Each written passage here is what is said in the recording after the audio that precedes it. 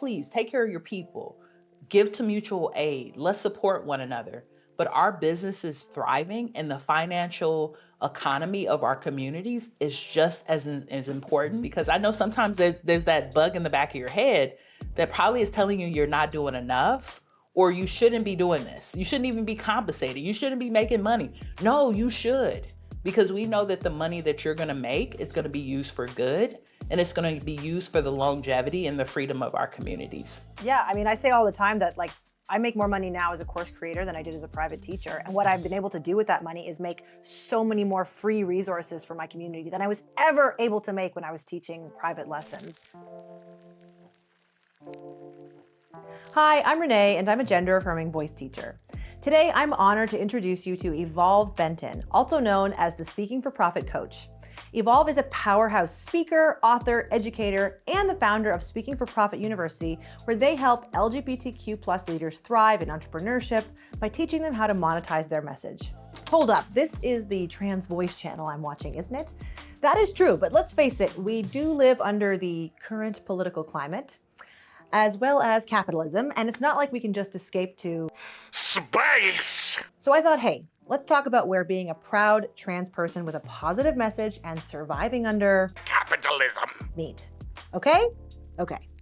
In this conversation, we talk about the importance of trans people using their voices with confidence, whether on stage, in the boardroom, or in everyday life. Evolve and I talk about everything from Black queer love to building a business rooted in equity, healing, and authentic self-expression. If you've ever felt like your voice doesn't belong in certain spaces, I think you'll find something for you in our conversation. Check it out.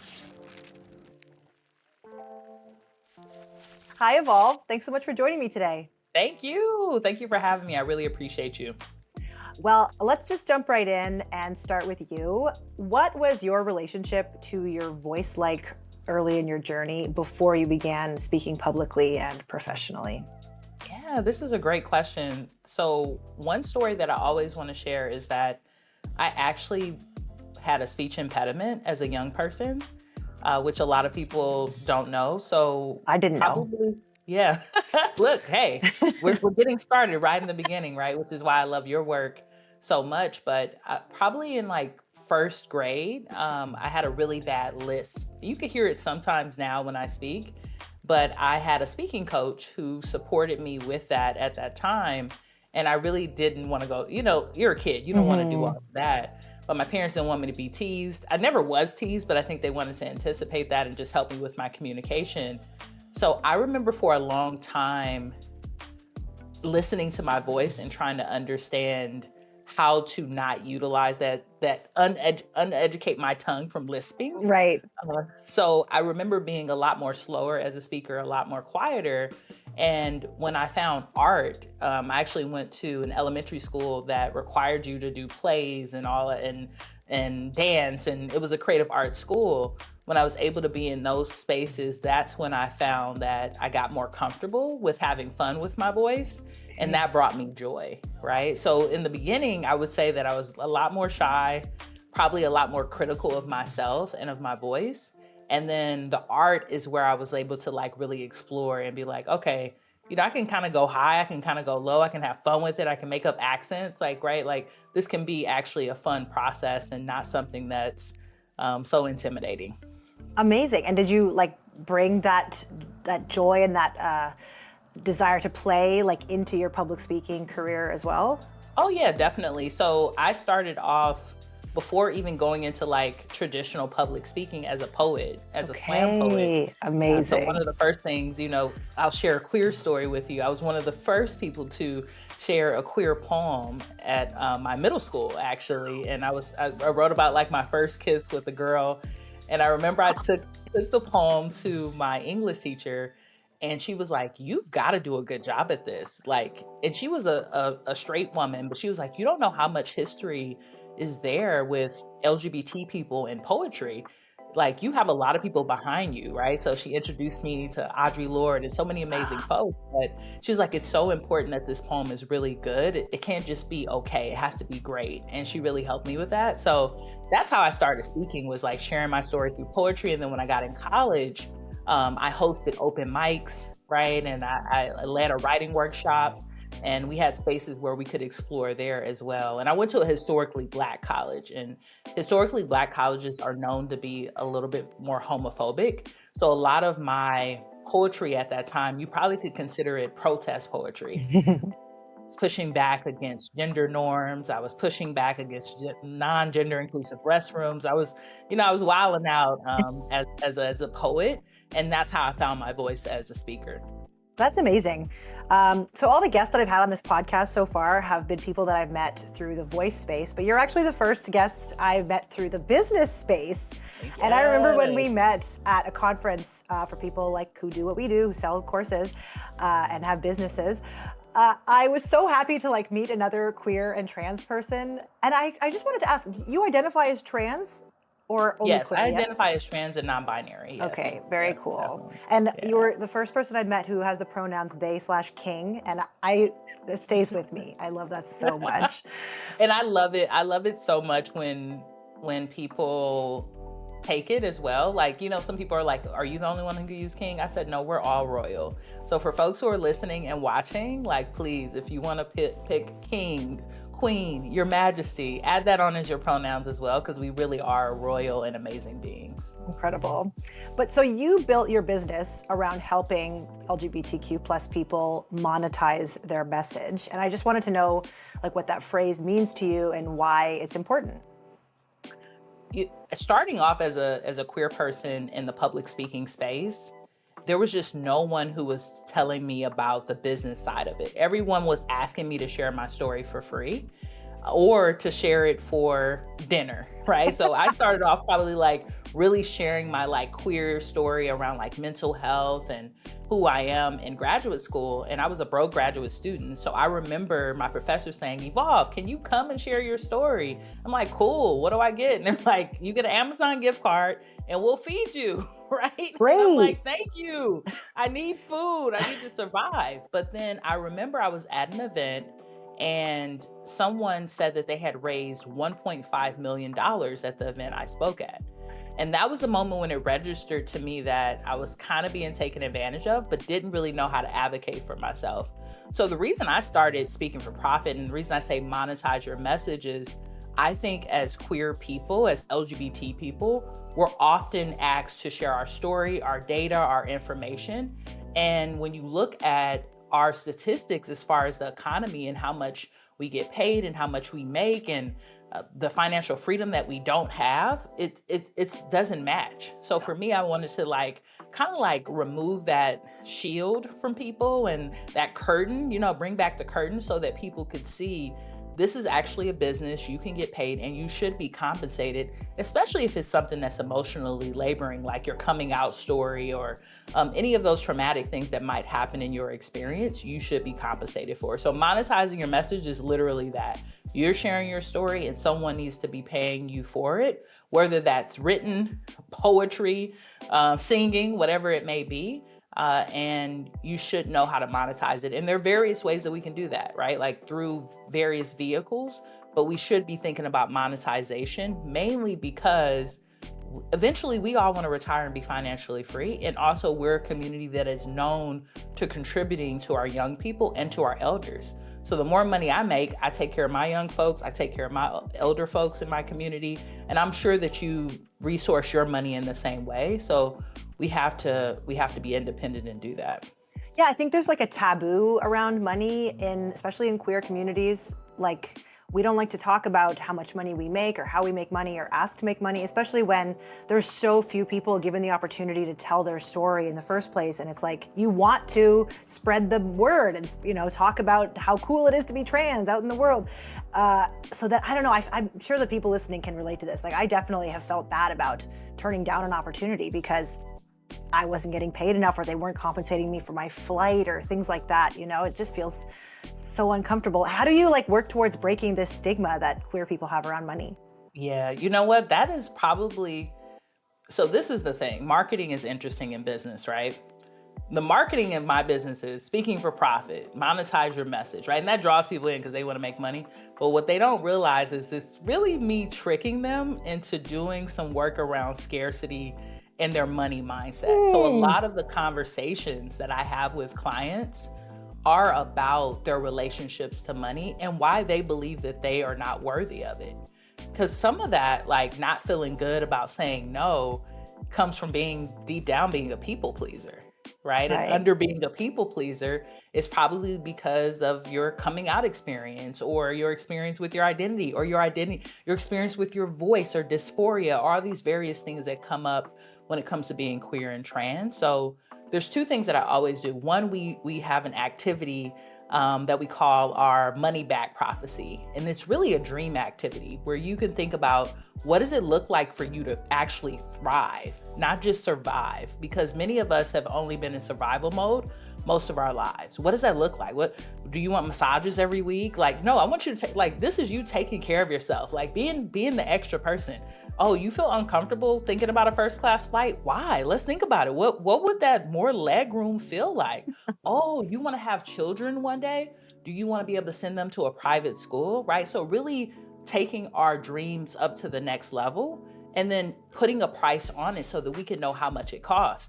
A lot of times people don't even know what luxury costs. So they're feeling bad about it and they're like, oh, I didn't even know all I needed to do was make $150,000. This is actually not that far away from where I'm at, but I have to have a strategy that teaches me how to not just make it, but to keep it, invest it, and also use it for the things that are gonna add to the quality of my life. And then the second thing that I love is really like having conversations when people secure their first contract to ask for more.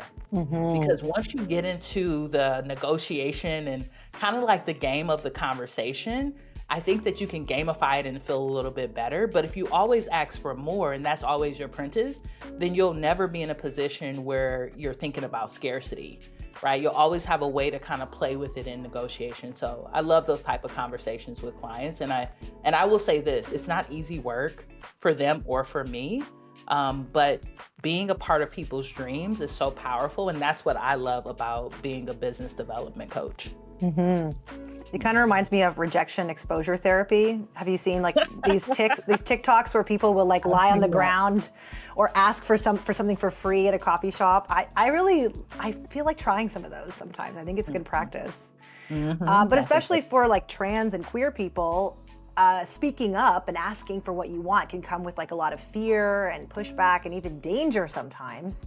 So what helps you to stay grounded and confident when you're using your voice, both like metaphorically and literally? Yeah, I think safety is such a privilege, right? I remember having a conversation with a client and us both realizing that we've never really felt safe. I remember I went to Portugal a couple of years ago, and that was probably like the first space where I felt like, oh, I'm okay. Like people aren't looking at me. I'm not thinking about who's gonna steal from me. I'm not thinking about someone harming me. It was like the safest space I've ever been in, but I still didn't feel the safety that I truly want. So one, I think that I've kind of like normalized not feeling safe. And that's probably not the answer that a lot of people want to hear. That's sad. But I'm just being, real and honest about it. And I think that I've built a lot of courage and resiliency around it. And I know for a fact that my ancestors, my queer ancestors, my Black and brown ancestors have given me this voice for a reason. And I'm going to use it as much as I can as long as I'm here on this planet. So for me, it's more of an honor and a spiritual practice. And that means that it's always not easy. It comes with fear, it comes with doubt, it comes with worry. But I'm honored to have it and have the privilege to be able to use it. I love that. Yeah, like just do it scared, basically. Do it scared. Do it scared. Because if you're not scared, then you're not really doing it. And that's often when I tell clients, like before this interview with you, I was sitting up here, I was like, oh, are my cameras right? Is everything good? I gotta show up on time. Like, and I know you and I feel very comfortable with you and I do feel safe with you in this space, but I'm still feeling nervous and I've been doing this for years, right? So I think that it's important that we bottle that and be okay with it. There's practices you can do that I'm sure you teach on your channel around like preparing for a talk, and even when you're done with the talk, how to like take care of your body and your nervous system. But be okay being nervous. Like that's a part of being human, and that's what makes this experience so beautiful. Yeah, I always say if you're nervous, it's because you care. If you didn't care, you wouldn't be nervous. I love that our businesses kind of dovetail in this way. Like, I help trans people to create a speaking voice that they love to hear, and then you like take that voice and show them how they can tell their story with it. Oh, it's so beautiful. Yes, it is. I love that too. And that's when I met you, I was like, I know your work and you're amazing. We need to connect. I love that. So thank you for doing that labor of love, because I know that, you're visible as well. And I know safety, like I said, is a privilege. So thank you for being willing to be visual, showing yourself and sharing your stories and helping people the way that you do. I Thank really you, appreciate Evolve. your work. I appreciate you as well. You've been so generous with your time with me. I was thinking the other day about when our ships crossed in Philadelphia and we didn't meet each other, but we were both speaking at the same conference. Right? Yep. What is that? Life. Yeah, Life is that is wild life. in that way. Yeah, and there were a lot of trans and queer speakers, obviously, at that conference. And so I was wondering, like, in your work with Speaking for Profit University, what patterns do you notice with trans and queer folks, especially with respect to how they like hold themselves back? And then maybe how do you help people move through their own blocks? I think one of the main things that I notice with folks is decision fatigue. So a lot of folks want to speak about a whole lot of different things, right? They're like, well, I want to tell the story about my mother, and then I want to tell the story about my job in corporate, and then, right? And so I'm really great with like, let's come up with your signature talk and your signature framework that is going to be a story and a framework that you want to share at least for the next 5 years. Because as a speaker, it's important that we realize we're not just speaking, but we're building a personal brand. And it's also important to realize that speaking is a spell. Like, I do believe in the witchery, right? The witchery of speaking. So if you're sharing a story that's traumatic or uncomfortable all the time, how is that going to feed your body and your soul? So we got to find the joy in all the stories that we tell and be comfortable with it. And the ways that I do that is, one, we always do an open mic. So I'm still hosting open mics, even in my community. So we do that once a month where people can share their stories. Two, we really support people with finding opportunities that help them get uncomfortable. Like, I don't want you just speaking at the same events that you spoke at last year. If you've been having that TED Talk on your like vision board for the last 3 years, let's go after it. If you want to speak on the stage at Creating Change, let's go after it. And even if we get rejected, there's things that we can learn in the rejection. And the great thing is that organization now knows who you are. Even if they said no this time, they know your business and they know your voice and they know your story. So they probably will say yes the next time, or maybe even the next time. And then the last thing I'll share with you is really getting my clients comfortable with no's. This was a conversation we had on a coaching call recently. I know that for me, business is usually slow when I haven't gotten enough no's. Not when I've gotten all the yeses that I wanted. If I'm looking and I'm like, enough people haven't told me no, that's probably why I'm not having the opportunities that I want. So getting used to the rejection of the moment and understanding that it's a part of building a brand and the process, and that a lot of people got so many no's. So many of the greats that we admire got so many no's before they got the yes, and that's okay. It's a part of the process. Build that muscle, but don't stop putting yourself out there. I love that. And I totally relate to that, because back when I was a professional musician, I used to apply for grants all the time. And I think my first 12, maybe dozen or more grants were rejections. It wasn't until like a year, 2 years went by that I got my first yes. And then when I averaged out like all 10 years of applying for grants, my batting average was about a 30% yes rate. So I just saw, it was pretty good actually, but I just saw every rejection as like, good, I got to get 2 no's out for every 1 yes. So let's just get those no's out of the way. You were actually doing really good. You were higher than industry standard when it came to acceptance. Do you know what it is? 30%. What's the industry standard? Isn't it like 15% usually? I believe that, actually. Yeah. Mm-hmm. Yeah, I mean, that makes me think I need to be getting more no's right now in my career now. I haven't been applying to things at the same rate as when I was a baby jazz musician, so it's time. We've got to apply more. Outreach is so important. That is one of the things that I specialize in supporting my clients with. Like, I say every day you should tell someone new about your business. Wow. How do you do that? Internet. Huh? How do you do that? Internet. I was just at the acupuncturist. I told the girl, I said, I work with public speakers. anywhere that I'm at, I'm gonna brag and tell a little bit about it. But I just think it's important that we get comfortable sharing more and more, because these brands, and I don't mean to bring these brands up in a way to like shout them out. Because I'm gonna bring up some brands that probably people don't like. Coca-Cola, McDonald's. The reason I'm naming them is they're household names. The only reason we know them is because we hear them every day. Mm-hmm. They have not stopped advertising, and they literally own every corner here, at least in the United States, right? Mm-hmm. And they still are advertising. So why would we ever stop doing that? Like, we have to get comfortable with outreach and sharing ourselves. It's so important. And we have it easy as speakers because we already have a voice. Like, imagine the business owners who are like true introverts, because I'm an introvert at times, but true introverts who do not feel comfortable speaking. They have to do a lot more. So we need to use our magic for good. Absolutely.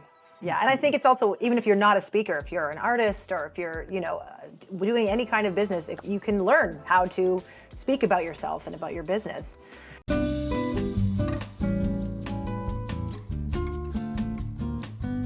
See, I went to a university. And you've said that storytelling is one of your superpowers. And I wanted to know, how do you see storytelling as a tool for personal or political transformation, maybe with respect to businesses telling their story or trans people telling their story? I think that stories are the foundation to the way that money moves in this country, at least here in the United States, right? I know you're in Canada.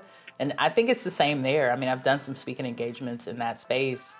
People hear the stories and hear the data and instantly want to make change, right? And when we think about the history of activism, the folks who have came out and shared their story, Marsha P. Johnson, Martin Luther King, right? They were recently talking about him on the news. All those stories are the reasons that laws have changed, are the reasons that people have been given like freedom. So not just being a storyteller, being a good storyteller and enjoying telling a story is the only way that we're going to get more closer to the freedom and the utopias that we all dream of. And I just think that it's so important that as leaders, as entrepreneurs, as activists, that we really get connected to not just telling our own stories, but the stories of the history of others. And that's why anytime you ask me a question, I bring in my ancestors, I bring in other folks, I bring in those names, because if we don't, the other side of that is erasure. That's what I believe, right? If we're not telling the stories and we're not committed to storytelling, then the erasure that people who don't care for our community want to do will happen. So it's also a way for us to fight back by continuing to tell the stories to the young people, to the older people, to everyone, so that they know who we are and what we stand for. Amazing. I feel like this is such a privilege to get to talk to you about this, because these are questions that I've been wondering about for a really long time as I move into more of a public speaking space. So thank you so much for letting me pick your brain. Something that and just know you're doing activism work as well. That's a conversation. I want queer LGBT entrepreneurs to realize that us being in business at this time in history is activism. It's like activism. I'm in therapy right now, Evolve. I'm so serious, because I think that people think they have to choose, right? Like, I've heard a lot of people I got to shut down my business because the way that things are going in the world, and I got to slow down. And yes, please take care of your people. Give to mutual aid. Let's support one another. But our business is thriving, and the financial economy of our communities is just as important as the amazing people who are out there marching on the streets every day. We all have a place in this movement. And I just want to honor you and other entrepreneurs, because I know sometimes there's that bug in the back of your head that probably is telling you you're not doing enough, or you shouldn't be doing this. You shouldn't even be compensated. You shouldn't be making money. No, you should. Because we know that the money that you're going to make is going to be used for good, and it's going to be used for the longevity and the freedom of our communities. 100%. Yeah, I mean, I say all the time that I make more money now as a course creator than I did as a private teacher. And what I've been able to do with that money is make so many more free resources for my community than I was ever able to make when I was teaching private lessons. Not that there's anything wrong with teaching private lessons, but I'm giving back in a way I just couldn't do before. And I feel very lucky to be able to do that. Yes. But I have a question for you about this storytelling thing. I find it really hard to like drill down onto the parts of my life and my story that are like really valuable to bring to a talk, because to me, they're like the mundane details of my life. I've lived with them forever. How do you like focus in on what's going to be impactful in speaking? You know, I think it's important to practice your speech in front of your folks to see what magic comes out of some of those stories. But we have stories within this is what I'll call it, like our story blocks, right? That are universal. One of the stories that I think is universal that a lot of people don't think about as queer people is coming out. A lot of people are like, that's the only thing that we do. But no, everyone comes out in some particular way in their life around some part of their identity that doesn't show up clearly for others, whether that's their gender expression, whether that's someone coming out as, you know what, actually, I like short hair and I don't want long hair. Or, you know what, actually, mom and dad, I want to go to the military, even though you wanted me to go to college, right? Like all of these are these coming out moments where we have to figure out how do we, this is something we've been knowing internally for ourselves that we have to share with others. So one, I want it to always be a universal story. Two, I'm all about humor. So I'm always going to think about like, what are the like punchlines and how do I bring in joy? And then three, I really want to think to myself, how do I cut a story in a way that always leaves them wanting a little bit more? And you learn this as you get better, even on film with YouTube and things like that, right? Like they call it like the cliffhanger, right? We always want to have a hook and a cliffhanger. If when we're sharing our stories as speakers, if we can make sure that each block has that, it's always going to keep your audience there and connected to the story and to the moment. So think universal, think the hook, how can you capture them?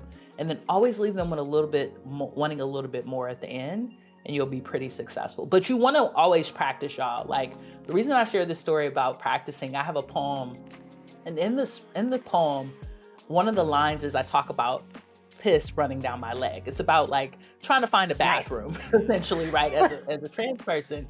And when I wrote that, I didn't think it was funny. But the first time I performed it, people were cracking up like it was a punchline. Whoa. So after I performed it the first time, moving forward, anytime I say that line, I give it a little bit of a pause because now I know how the audience is going to react. So even though you might know in your head, this is a serious story, this is whatever it may be, you never know how the audience is going to react. So just always be willing to practice and be coachable, which is so important. Amazing. Yeah, I've been seeing a lot more, like, actually, now that you bring this up, queer stand-up comedy here in Montreal. And I think that's like another form of storytelling and speaking that is just another way that we can bring our existence into the culture and into real life, you know? I love that we're getting into comedy. I worked with a client last year. His name is Jackson Reddy. Folks can look him up online.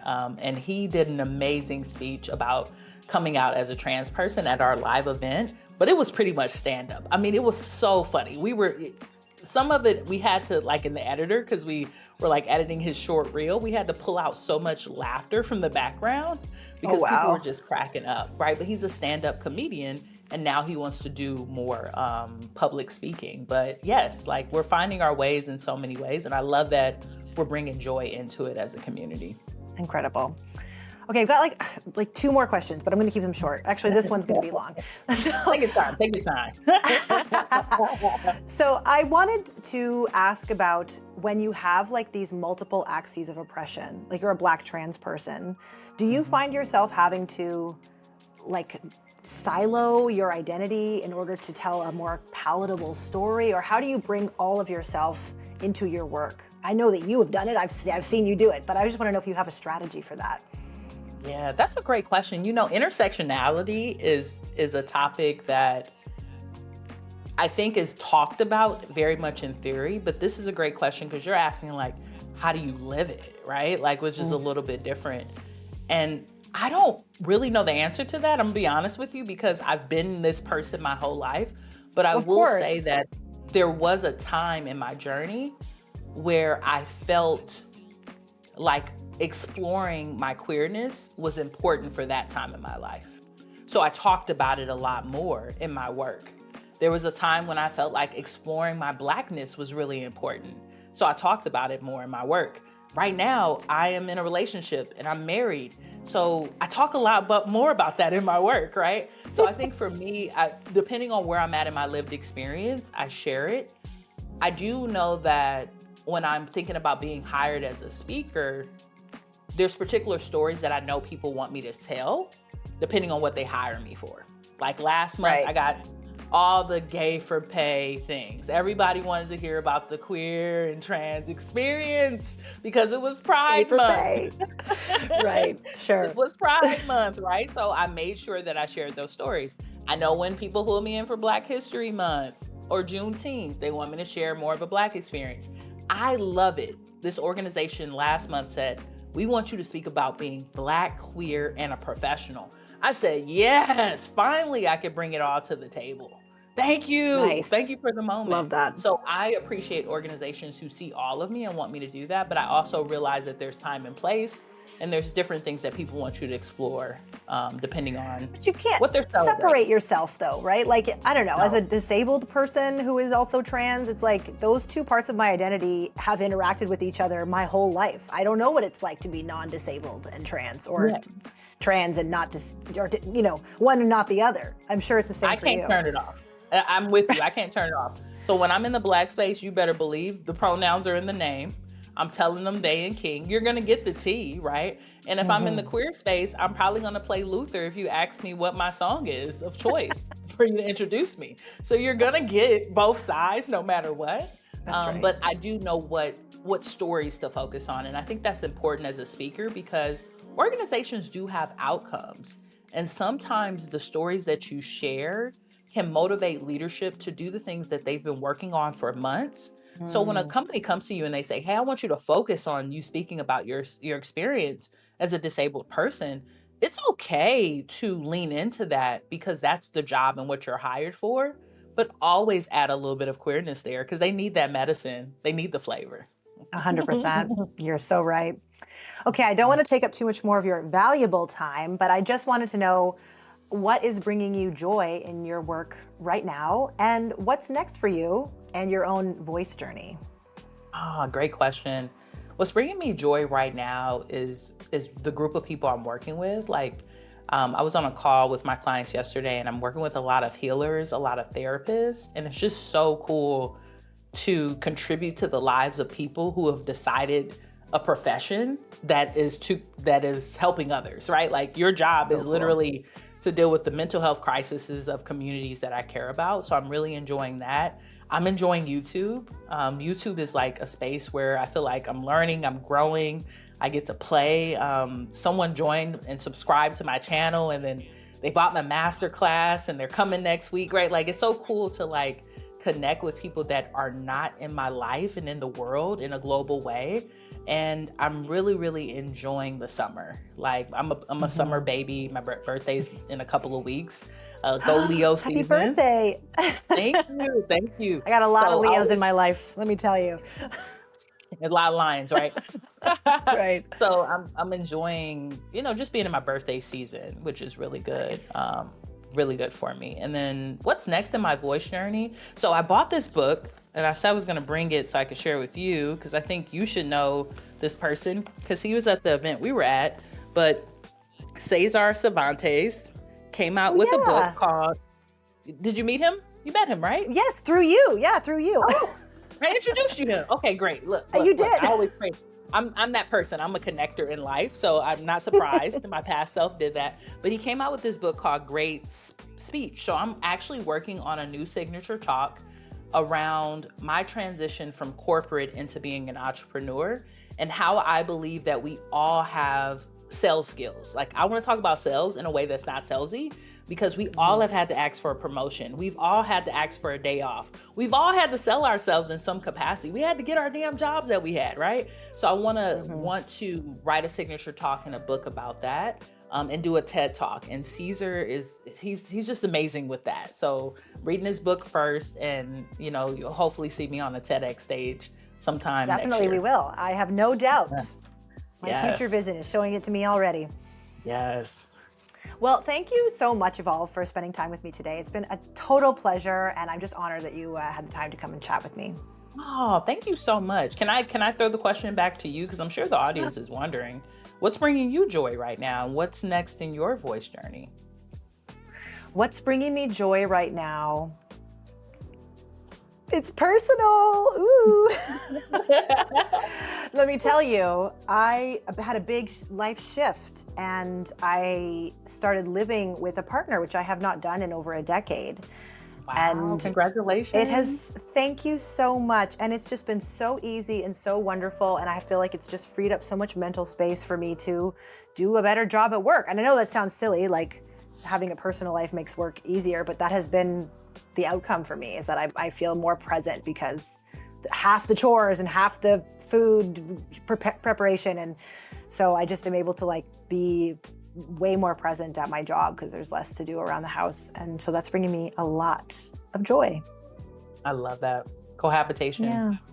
It's been good. I gotta say, I'm starting to get it. I'm starting to get why people are in relationships. I didn't get it before, but now I get it. Welcome to the other side. Thanks, Evolve. You were an inspiration, truly. When I met your wife, I was like, happy people exist. It's real. And what's next for your voice journey? What are you working on? What's next for my voice journey? That's a really good question. My voice journey has like been quite up and down. There were moments in my life where I was like really focused on practice and I would spend like hours and hours in the practice room. At the moment, my voice is like quote unquote out of shape because I haven't been practicing. So I can't like sing for the long periods of time that I used to be able to. And I only do warm-ups sometimes. I think that the next thing on this journey is spending more time at my piano so that I can like get back into my music practice. I've had only like one pinky finger in my music practice for a couple of years now. So I think the next thing is to like revisit those nooks and crannies in my brain and like start to engage in my practice again. I'm feeling the vibes. They might be happening. I don't know though. No promises anymore. People watching. I love it. When you start back, let me know, because one of the things I have on my bucket list is to learn to play the piano. So well, we could trade for sure. I can give you a tip or two. All right, I love it. Well, thank you so much for sharing. I always think it's important, when you're doing interviews, to also get to know the person a little bit more. And I know that this was about me, but it's also about you and how amazing you are. So thanks for being willing to share that, about your partner and all of that. I know that that's like a big deal to share with someone, and I'm just so excited to see where that leads. And I can't wait to hear some new songs from you as well. And I can't wait for our paths to cross again IRL. And as I'm sure they will. They've crossed now 3 times in this world, and so they will once again. Yes, I can't wait for it as well. Thank you so much for the invitation and allowing me to like grace your amazing audience. Y'all, thank y'all so much for subscribing, following, and doing all the things that Renée suggests. Yeah. We're gonna link everything below, so don't look for Evolve's YouTube channel and website. Is there anything else that we should link below that you want people to see? The Speaking for Profit calculator. For folks who might have speaking engagements coming up, it's a free fee calculator where you could say, okay, am I charging enough? And one of the cool things that we have on that calculator is actually emotional labor, because I do realize that, queer and trans folks, sometimes like we know we're going into a talk that's gonna activate us. So we wanna add a little bit more on that price for our self-care after our speech. So I'll give you a link to that free calculator that folks can check out. That's such a great resource. Thanks, Evolve. No problem. All right. Well, have a great rest of your day, and we'll talk again soon. All right. Peace. Thank you so much to Evolve for taking the time to chat with me today. I know this interview was a little bit different from our usual content here on the Trans Voice Show, but I have big dreams for trans futures and big dreams for trans voices. And I hope you have big dreams too. That's all for today. I've been Renee, and I hope this helps.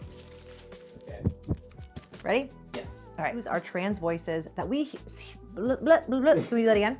A little bit different from our usual content here on the Trans Voice Show, but that is the loudest truck ever. Different. Holy this line is cursed. I'm here. This line doesn't make sense. Okay. No, okay. I gotta rewrite it. Rewrite the line.